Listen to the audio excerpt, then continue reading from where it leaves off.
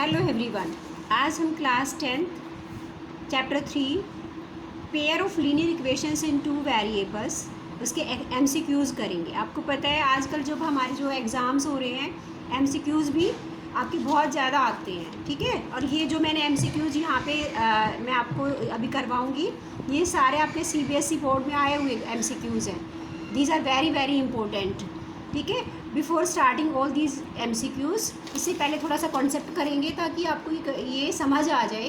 और बेटा अगर आपको मेरा समझाया पढ़ाया समझ आ रहा है तो please like video and subscribe my channel and share it with your friends also, ठीक है। चलो करते हैं।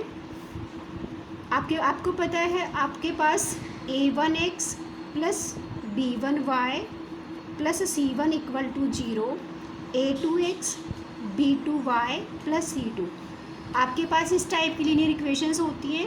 हमारे पास तीन कंडीशंस होती हैं, या तो आपके पास वन सॉल्यूशन होता है, या फिर नो सॉल्यूशन, या फिर मैनी सॉल्यूशंस। Many solution. अब वन सॉल्यूशन कब होता है? When a1 by a2 not equal होता है b1 by b2। No solution a1 by a2 equal होता है b1 by b2 but not equal to c1 by c2। इसके अलावा मैनी सॉल्यूशन कब होते हैं? When all three ratios are equal. a1 by a2 equal है b1 by b2 equal है c1 by c2। और जब आपका वन सॉल्यूशन होता है वहाँ क्या होता है? लाइंस इंटरसेक्टिंग होती है।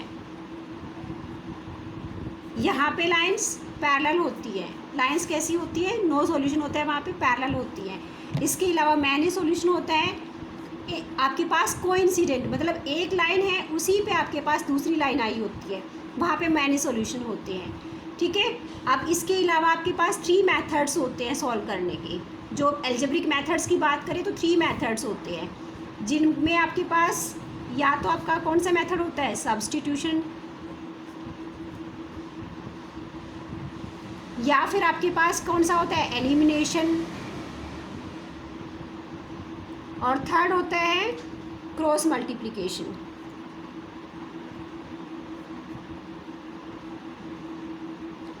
इन तीनों मेथड्स का यूज करते हैं। ये सारा आपका ये कॉन्सेप्ट है जो हमें यूज करना है, और ये पूरे चैप्टर में आप कर भी चुके हैं, ठीक है। अब लेट्स चेक फर्स्ट आपके पास क्वेश्चन क्या गिवन है। The pair of linear equations x minus 2y is equal to 5, 2x minus 4y is equal to 10 have many solution, no solution, one solution या टू सोल्यूशन। अब उसके लिए यानी कि आपको जो फर्स्ट इक्वेशन गिवन है इसके अकॉर्डिंग हम चेक करते हैं कि आपके पास a1 b1 c1 क्या है। यहाँ पे a1 क्या है? 1, a2 क्या है? सेकेंड इक्वेशन में x का कोफिशिएंट 1/2, यानी कि a1 बाय a2 हमारे पास 1/2। नाउ b का यानी कि y का कोफिशिएंट b1 बाय b2 दोनों इक्वेशन में, फर्स्ट में -2 सेकेंड में -4, यानी कि यहाँ से भी हमारे पास 1/2 वैल्यू है। नाउ c1 बाय c2 यानी कि कांस्टेंट टर्म। अब दोनों आपके पास राइट में आप एज इट इज़ भी ले सकते हो, तो ये है 5/10। यहाँ से भी आपके पास 1/2, इसका मतलब 1/2 1/2 1/2 all are equal. b1 by b2 equal है c1 बाय c2। ये कौन सी कंडीशन होती है? अगर आपके पास तीनों इक्वल हैं तो वहाँ पे क्या होता है? Many solution. इसका मतलब हमारे पास जो ये आपके पास आंसर आया है इसमें क्या होंगे? मैनी सॉल्यूशन, यानी कि ऑप्शन ए हमारा ठीक है। अब चेक करते हैं सेकंड क्वेश्चन। सेकंड क्वेश्चन में क्या है? The value of c for which the pair of equations cx minus y equal to 2, 6x minus 2y is equal to 4 will have infinitely many solution.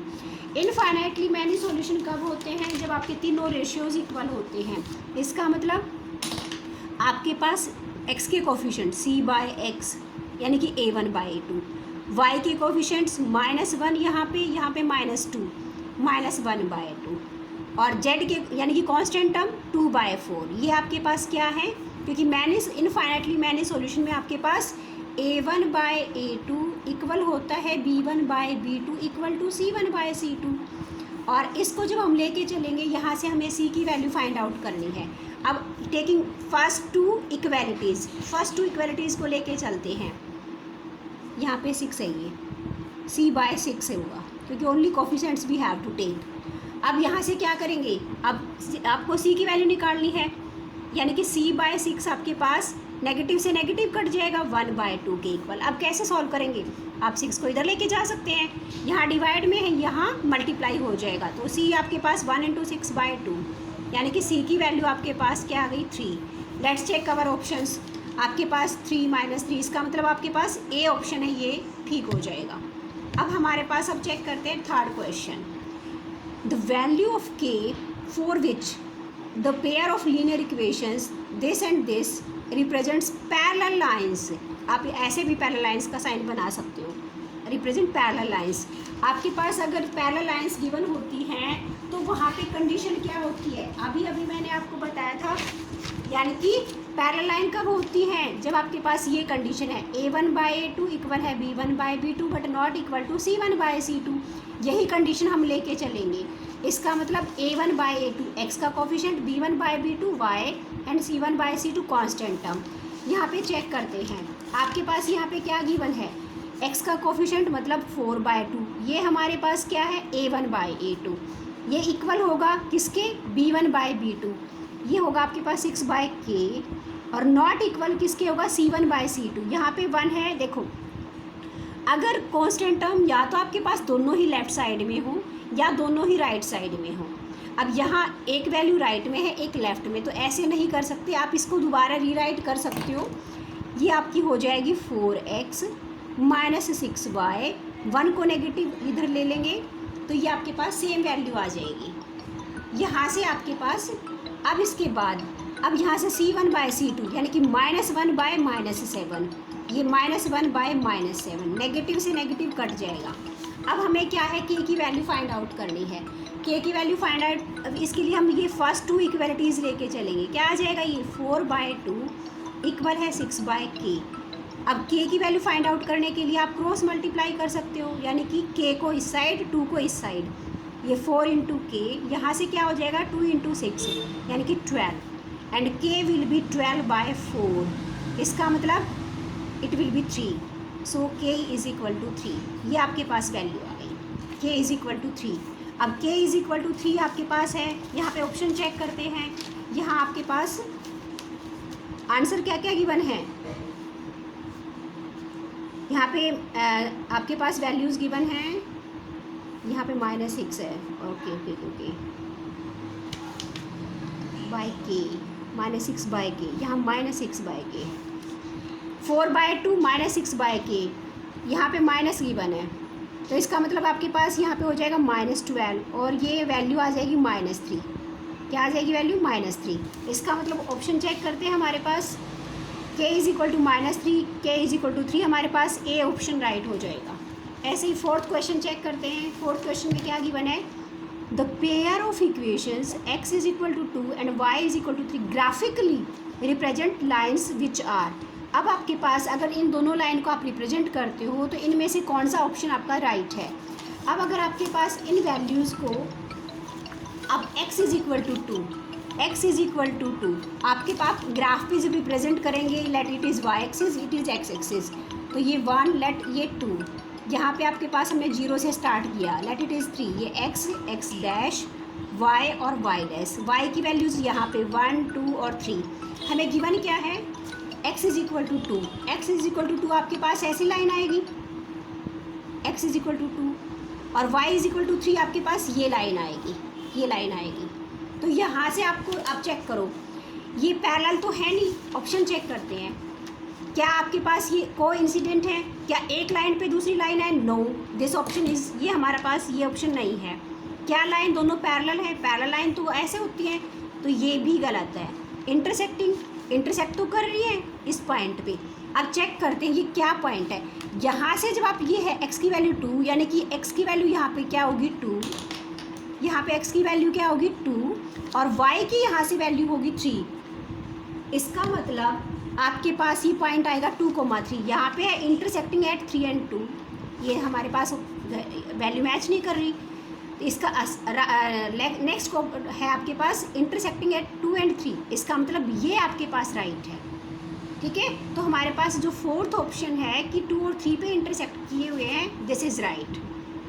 ठीक है, अब हम check करते हैं fifth question, solution of the system of equations. ये आपको check करना है। अब देखो, अभी मैंने आपको बताया था कि आपके पास मेथड जब हम सॉल्व करते हैं तो 3 मेथड्स होते हैं। या तो आप इनमें से कोई भी यूज़ कीजिए मेथड और यहाँ पे इसको आप चेक कर सकते हो। इसके अलावा आप और क्या कर सकते हो, आप वैल्यूज़ पुट कर भी कर सकते हो, क्योंकि ऑप्शन गिवन है आपको डायरेक्ट। आप जैसे यहाँ से पुट कर सकते हो, आप √2 √5 पुट किया आपने, आप ऐसे भी चेक कर सकते हो। बाई चांस आपको अगर सोल्व करने में लगता है कि टाइम ज़्यादा लगेगा तो आप इसकी बजाय आप डायरेक्ट वैल्यूज़ पुट कर सकते हो, क्योंकि सॉल्यूशन का मतलब क्या होता है, एक्स और वाई की वो वैल्यू इस इक्वेशन को भी सेटिस्फाई करेंगी, इसको भी। यानी कि एक्स और वाई की दोनों में वैल्यू पुट करने के बाद यहाँ पे आपके पास जो आंसर आएगा दोनों साइड में 0 0 आना चाहिए। ठीक है, ये वाई गिवन है, ये हमारे पास। अब इसके लिए अब हम क्या करेंगे, अब इसको सॉल्व कर लेते हैं। अब हमारे पास इक्वेशन है √2x minus √5y equal to 0, और सेकंड है √5x plus √2y equal to 0। यहाँ से आप कोई भी मेथड यूज़ कर सकते हो, मैं सब्सटीट्यूशन मेथड यूज़ कर रही हूँ। तो √2x is equal to √5y, तो x की वैल्यू √5/2y। अब इस वैल्यू को आप सब्सटीट्यूट कर दीजिए। इक्वेशन 1 को हमने यूज किया, सेकंड में हम पुट करेंगे। तो √5x की जगह ये वैल्यू पुट करेंगे √5/2y plus √2y equal to 0। यहाँ से √5 को √5 से मल्टीप्लाई करेंगे 5/2 प्लस में √2y इक्वल टू 0। अब यहाँ से देखो y दोनों में है, y दोनों में है, तो वैसे तो आपके पास ये एलसीएम, आप ये y कॉमन भी ले सकते हो, ये 5/2 प्लस √2 ऐसे हो जाएगा। अब देखिए, ये अपने आप में एक वैल्यू है, y इक्वल टू 0, ये आपका कोफिशिएंट आएगा y का। तो इसके मतलब ये मल्टीप्लाई में है, जब इसको इधर शिफ्ट करोगे आप 0 के साथ मल्टीप्लाई करोगे 0, कोई वैल्यू ही नहीं आएगी, कोई फ़र्क ही नहीं पड़ेगा। इसका मतलब क्या है, y की वैल्यू 0 है और y की यहाँ वैल्यू पुट करेंगे तो x is equal to √5/2 into 0, ये भी 0। इसका मतलब x is equal to 0 and y equal to 0 will be the solution. Let's check our option. ये हमारे पास ये ऑप्शन नंबर सी में है, यानी कि हमारे पास सी ऑप्शन राइट हो जाएगा। इसके बाद हम चेक करते हैं नेक्स्ट पार्ट, जो कि है आपके पास question number C, 6th question. The pair of equations ax plus 2y is equal to 7 and 3x plus by is equal to 16 represent parallel lines। मतलब इन दोनों इक्वेशंस को सोल्व करके पैरेलल लाइन आए, इफ़ आपके पास क्या कंडीशन आएगी। अब हमें क्या करना पड़ेगा, इसका मतलब पैरेलल लाइंस की हम कंडीशन चेक करते हैं।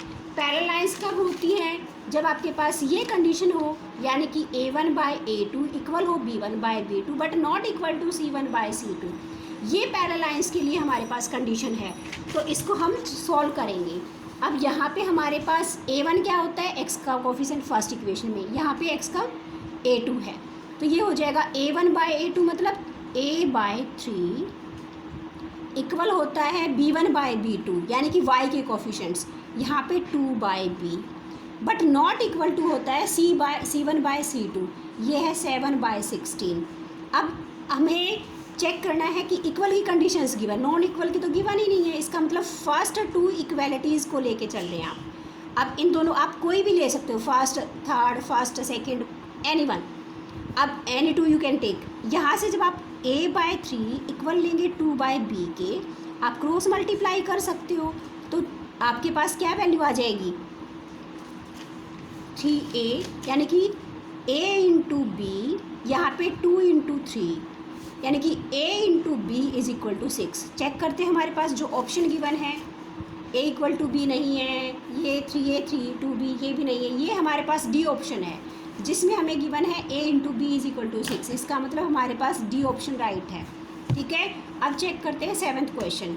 The lines represented by the equations a1x plus b1y plus c1 equal to, ये जनरल इक्वेशन गिवन है, ये सेकेंड इक्वेशन ये भी जनरल गिवन है, a2x plus b2y plus c2 equal to 0 are coincident.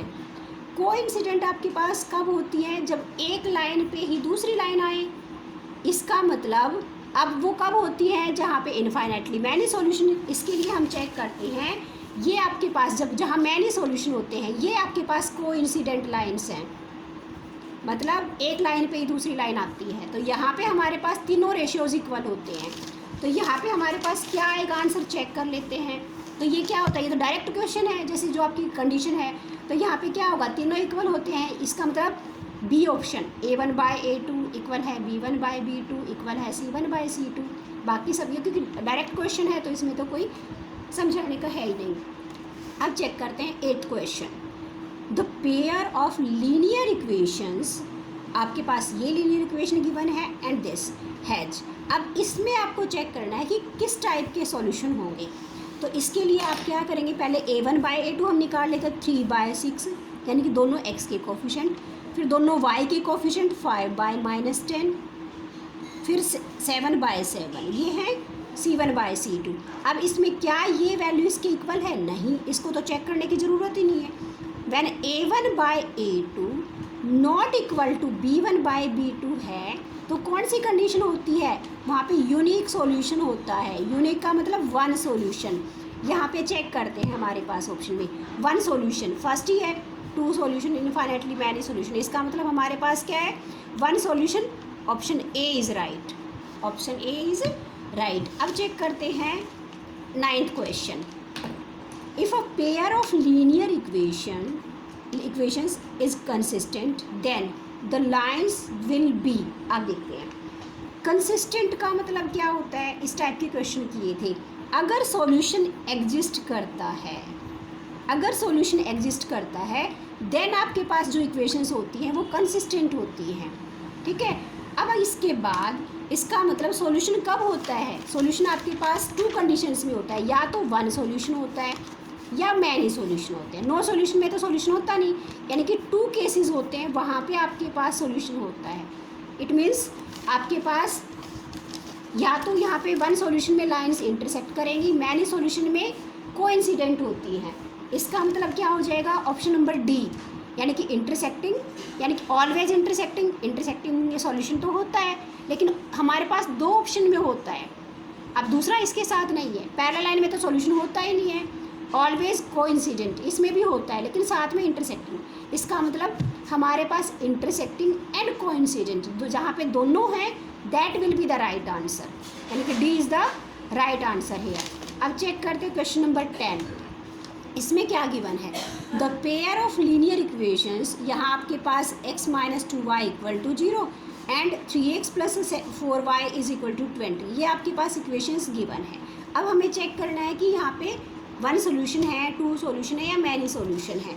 तो इसके लिए हम इसको सॉल्व कर लेते हैं।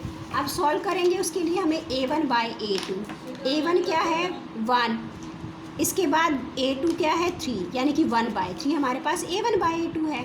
अब B1/B2 मतलब y के कोफिशेंट्स, ये है -2/4। अब क्या 1/3 A1/A2 क्या इक्वल है B1/B2 के, ये तो इक्वल नहीं है। इसका मतलब जब ये कंडीशन होती है A1/A2 not equal to B1/B2, वहाँ पे क्या होता है, वहाँ पे आपके पास यूनिक सॉल्यूशन होता है। वहाँ पे क्या होता है, यूनिक मतलब वन सॉल्यूशन।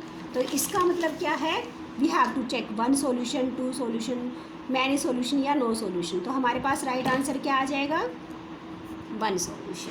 ये आपके पास 10 MCQs हैं किस चैप्टर 3 के, ठीक है। आई होप आपको समझ आए होंगे, बहुत अच्छे लगे होंगे।